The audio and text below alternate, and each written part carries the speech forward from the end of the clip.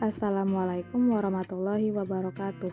Halo semuanya, kami dari kelompok 1 yang beranggotakan saya Sania Fayaza dan rekan saya Tria Lukita Tarihoran, dan kami akan menjelaskan sedikit tentang filsafat pendidikan realisme beserta penerapannya pada mata kuliah filsafat pendidikan.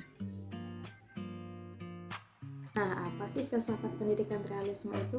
Realisme sendiri berasal dari kata realis yang berarti ada atau nyata, dan realis yang berarti fakta atau kenyataan. Jadi, filsafat pendidikan realisme adalah suatu ilmu yang menggambarkan suatu peristiwa secara nyata dan sesuai dengan fakta atau kejadian yang sebenarnya. Lalu, apa sih tujuan dari filsafat pendidikan realisme? Nah, tujuannya adalah untuk mengembangkan intelektual agar bisa mencari kebenaran melalui observasi langsung dengan kejadian yang sebenarnya. Menurut aliran ini, pengetahuan pada pendidikan tidak hanya terletak pada objek, melainkan juga terletak pada subjek. Pendidikan akan mengalami keberhasilan jika pendidik dan anak didik memiliki persepsi dan keingintahuan yang sama. Maka dari itu, realisme memiliki dua prinsip pada pendidikan. Yang pertama adalah memberi perhatian pada anak didik sesuai dengan apa adanya, dan yang kedua, inisiatif dalam pendidikan terletak pada pendidik bukan pada anak didik. Nah, untuk contoh penerapan akan dibawakan oleh rekan saya.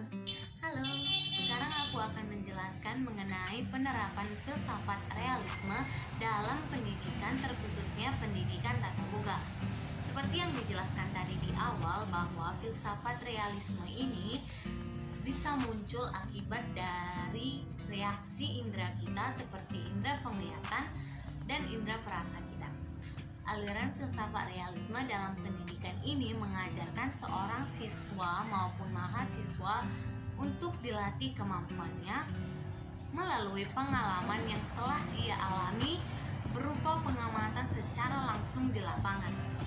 Mungkin kita bisa memberikan contoh sederhananya dalam kehidupan kita. Mungkin waktu kita masih kecil, kita tidak diajarkan orang tua kita cara menggunakan sendok yang baik dan yang benar, atau penggunaan sendok sesuai dengan jenis dan ukurannya. Namun, karena kita sering memperhatikan orang tua kita menggunakannya, maka kita bisa tahu bahwa penggunaan sendok ini ditentukan berdasarkan ukurannya dan jenisnya.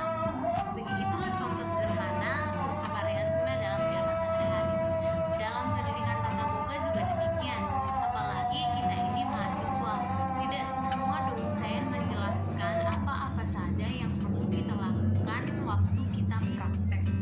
Contohnya ketika kita disuruh memasang gas ataupun yang menyalakan kompor, dosen kita tidak lagi menjelaskan, mereka cukup mempraktekkan, lalu di situ kita melihat dan langsung mempraktekkannya. Begitulah contoh sederhana dari filsafat realisme dalam tata boga. Nah, sekian video penjelasan tentang filsafat pendidikan realisme beserta penerapannya dari kami kelompok 1.